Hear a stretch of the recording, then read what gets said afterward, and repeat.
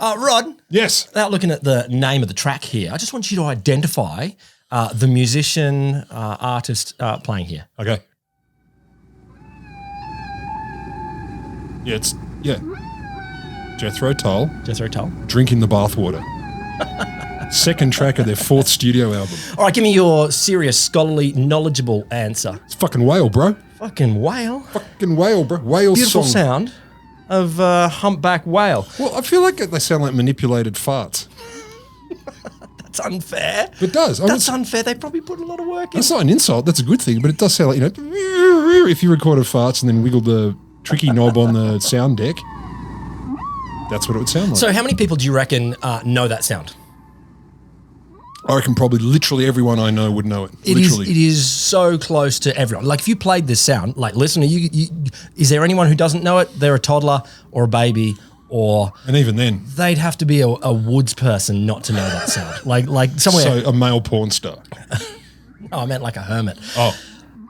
It's so famous now. Like everyone knows the sound of Whale's song, but that's a recent thing. It's only been, I don't know, in the last few decades. There was a time not that long ago when no one knew the sound of Whale's song. And then we went through a moment where it was like, oh, this is what they sound like? That's what I'm going to tell you about today as I dive down the rabbit hole.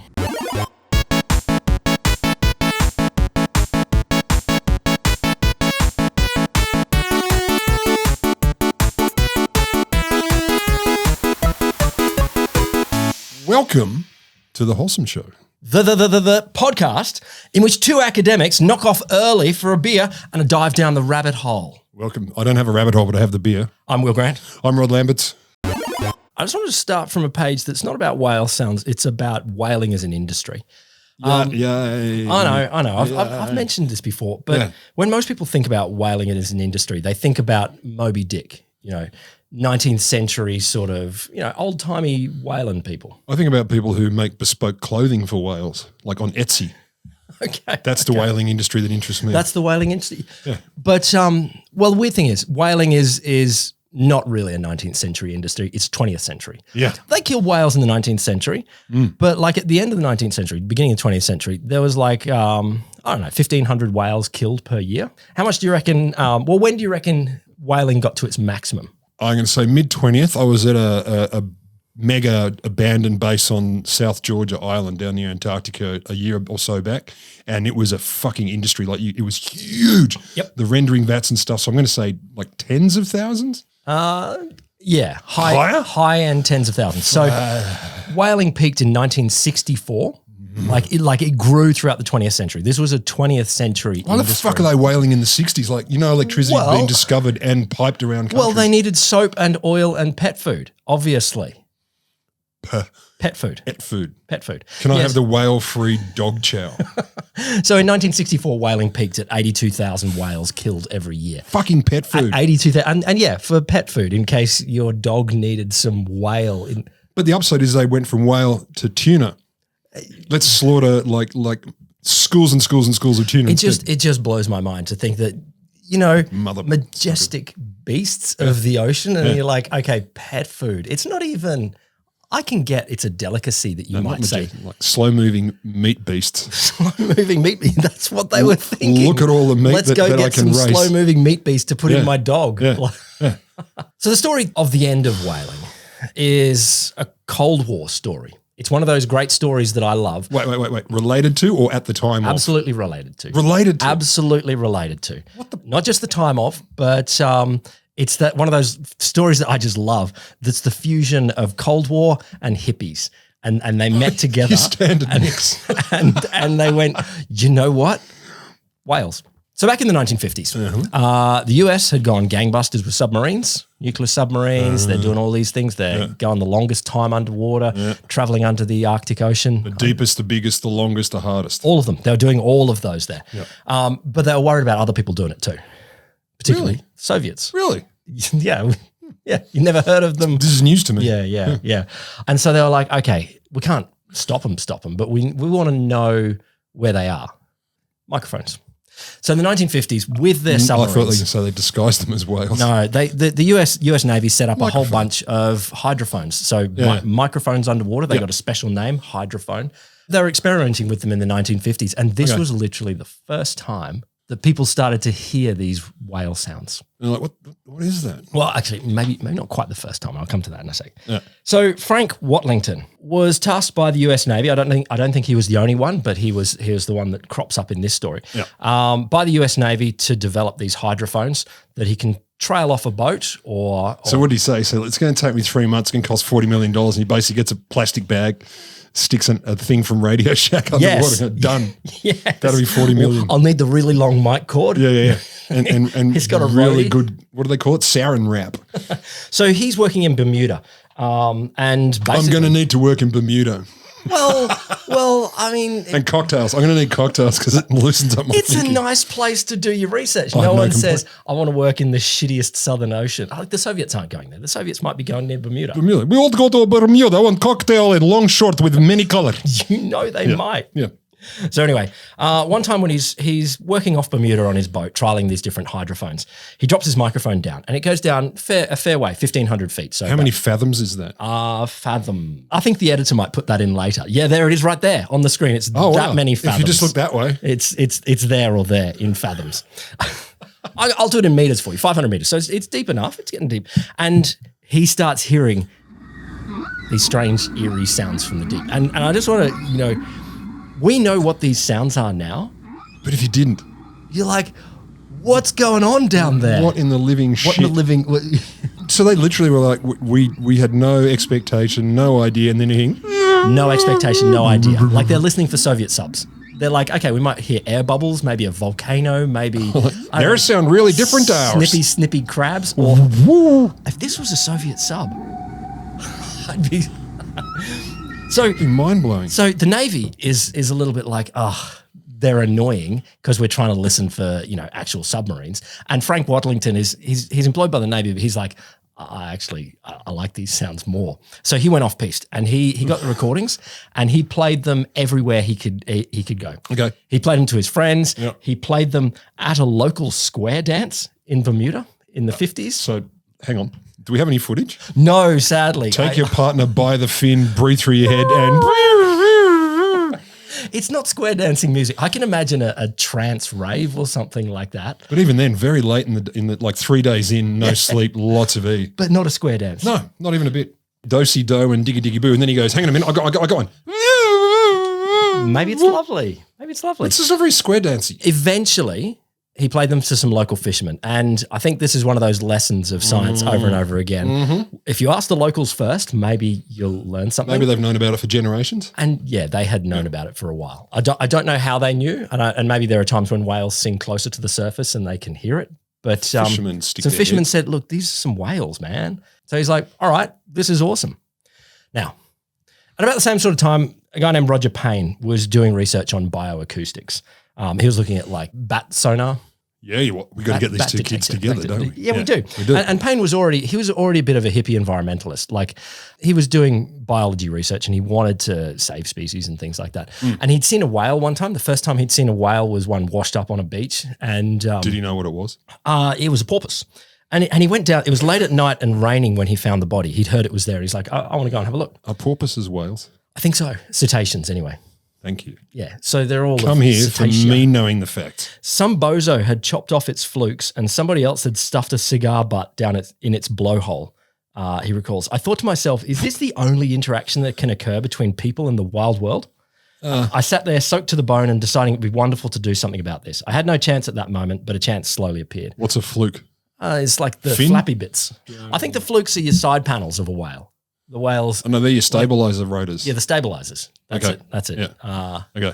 Because your dorsal's up the top. That's where I keep mine. If whales have dorsals, And if I was going to smoke a cigar, I'd be able to do it out the top of my head.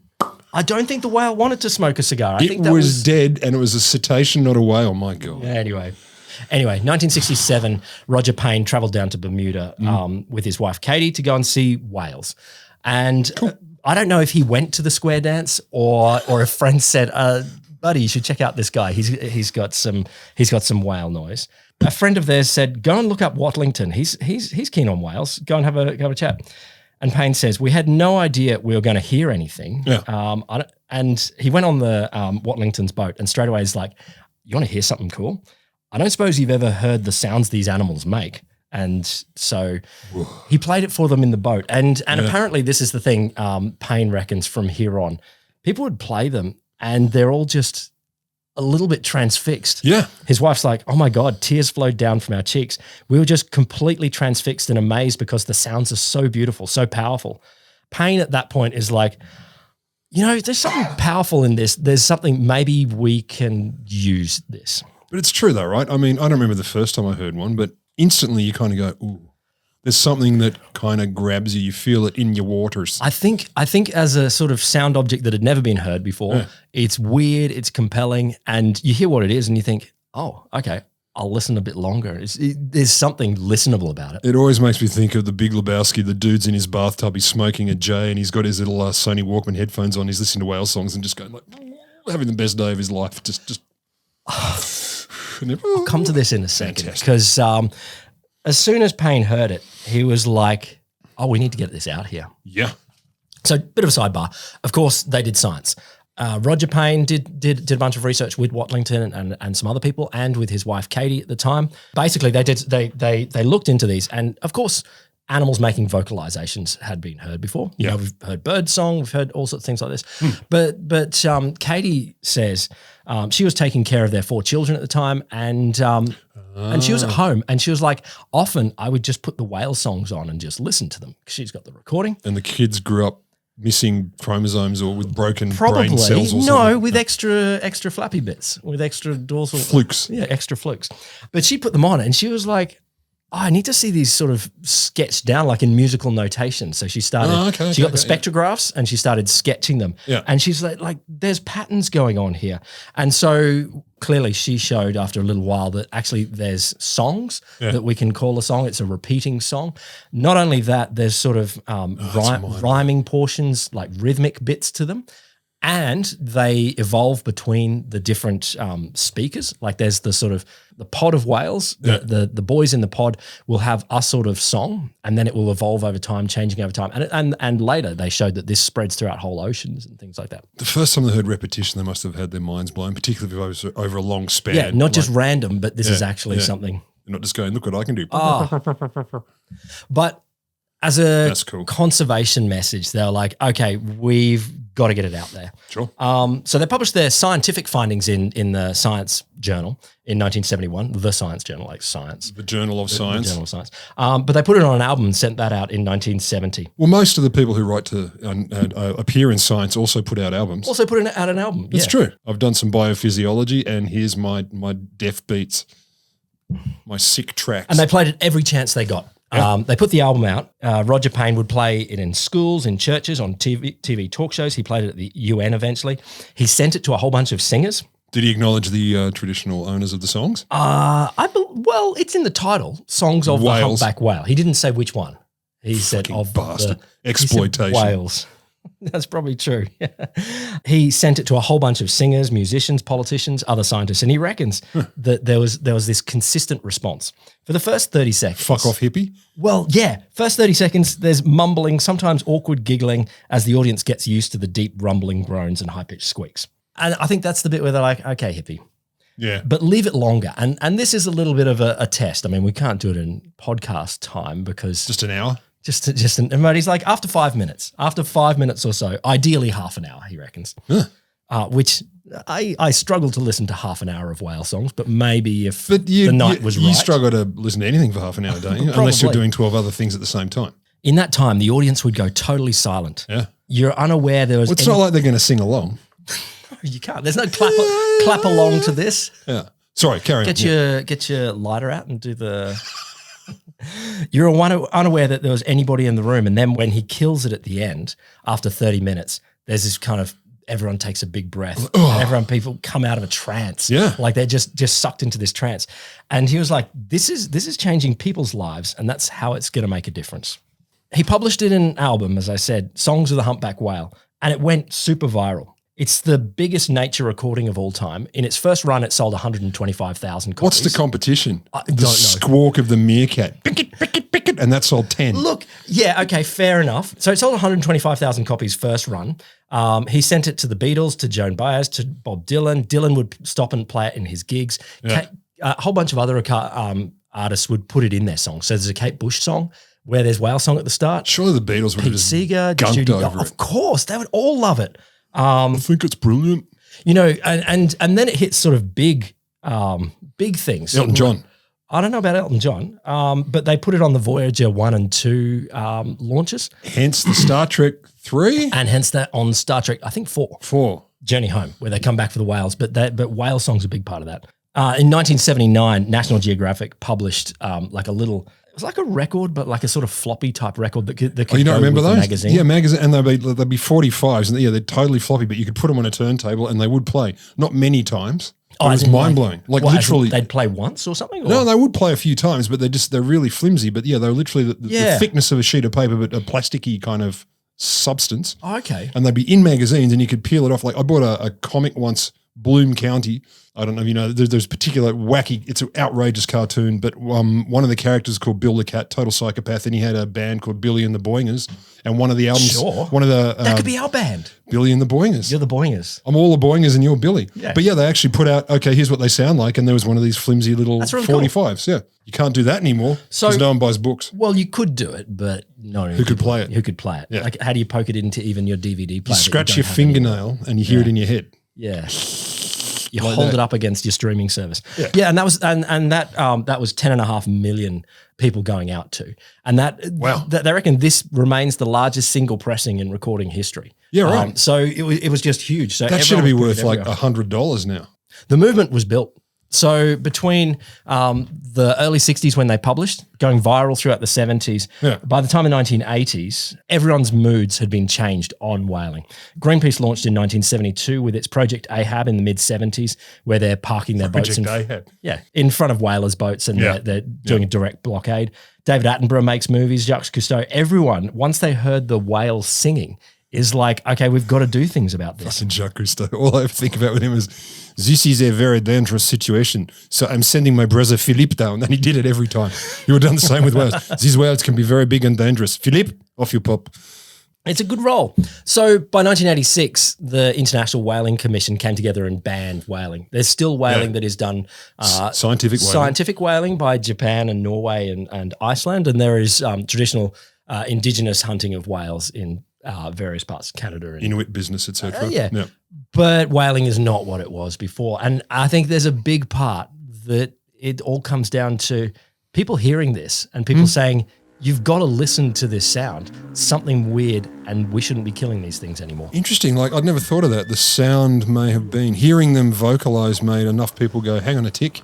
I think, look, there was other things going on at the same time. Yeah. Like there's a whole environmental movements, that kind of thing. But I reckon literally hearing the sounds made people change their mind.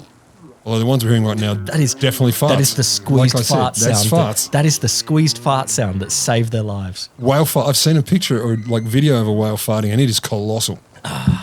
Maybe it was crapping, but either way, like we're talking like the size of 8 people. Well, whatever sound they're making, it's beautiful. It's beautiful. It's beautiful. So, listen to the sounds of nature. Maybe it'll make you more human. Tweet, tweet, tweet, tweet. How can you not? I'll just go through our mailbag. Do it. I got a few things that people have sent in. First, I got to thank PEZ on Instagram. PEZ? Yeah, PEZ. I'm not going to say what it is. It's a case report that he sent in. And it's, look, as a topic, I've got to say thank you here. We will be hearing more about that one very soon. So by we, you mean I? Yeah. How couple of other things in the mailbag. George Deathridge gave us a nice review. Thank you, George. Thank you, George. But demanded more singing. We gave singing. Yeah, also... And whales. Are you sure? Like, obviously, I sing like an angel, but Will sounds like 2 rocks being smashed together while children cry. And people continue to be pissed off to my opinions on science ever coming to an end. people be intensely triggered. They're like, no, it has to go on forever. But it's science, sir. It is stupid to think that it could possibly end. So I will collect all of them one day and go and rebut each one individually. You'll all get it. You'll get a note. Here's why you fucks are wrong, according to William. I'm just going to sit there going, testify. So what other topics have you been thinking about? Well, I got a couple. Here's one. What's happened to Space Force and their guardians? Like, where's Space Force at? The Americans' excellent I need to know. I need an situation. update. What is it? Obviously, Their fifth branch of the military. protecting us from the UFOs that have recently come about. Yes, and turned out to be nothing. Bloody bastards. Yeah, there's one. There's one idea. Here's one. I was thinking about this last night. It was a huge moment in time in early 1990s. Sinead O'Connor rips up a photo of the Pope. Oh, yeah. And I know you look back at this with our jaded 21st century eyes and you're like, whatever, you rip up a photo. But it was huge. Well, an Irish Catholic does it. It was huge. And it's still got huge cultural power. And I'm like, what happened there? Why was it so impactful? Why did it mean so much? What got Sinead to that point? I was like, I want to know. She was a strong opinioned lady. Oh, I love Sinead. I'm a big fan. What else you got? I'm curious about measuring pain. Oh. Whether we actually can, how well we do it, how scientific is it, how objective is it? Because like pain measurement is fascinating to me. I was just getting like a deep tissue therapeutic massage this morning because my neck's fucked. And my mate who was doing it, he's grinding, and I hadn't seen him for a few years. He's got his elbow in the crook of my neck and he's like, I forgot you've got a really high pain threshold. Most people I do this to are screaming and jumping off the table. You're tough, are you? Yeah, and I'm like, do I? But then I thought, but I don't mind because I know it's doing me good. Does that mean I got a high threshold or I can reimagine it? And how do you measure it? You know, they do it in hospital. They say, on a scale of 1 to 10, what's your pain? I'm like, well, is 10 shitting myself, crying and I want to die? Or is it just like, this is pretty uncomfortable, give me opioids? That's awesome. Yeah. Have you heard the classic story? It's a classic comparison of, I think it was two construction workers, not on the same time, but. Is one of them a Jew and one of them a Catholic? I don't think so. And one's the No, so construction worker one, nail gun goes off and the nail goes straight through his boot and out through the other side. Cool. And he's like, oh, fuck, I am in massive pain. He takes the boot off. He's screaming the whole time. And the nail went between his toes, like straight through the gap. But he was in tremendous pain. Yeah. He was in tremendous pain, but not actually anything happened. The other guy, another situation, I think it was a nail gun again. And straight between the eyes, didn't feel a thing. Not far off. Yeah, fuck me. Straight. I think into his jaw, but it was the noise went off at the same time as he expected it, and didn't feel anything straight away for whatever. Didn't notice it happening, and only later did he realize that it was in there. And it's like, how can one person be in horrific pain and nothing happened, and someone else no pain at all when something definitely? And how do we measure that shit, and how much does it mean anything? All right, I like that. Yeah. There's one more story I was thinking about. So there's been a big work in large language models, AI, ChatGPT and all of the others, recently over the last few years to make them less racist.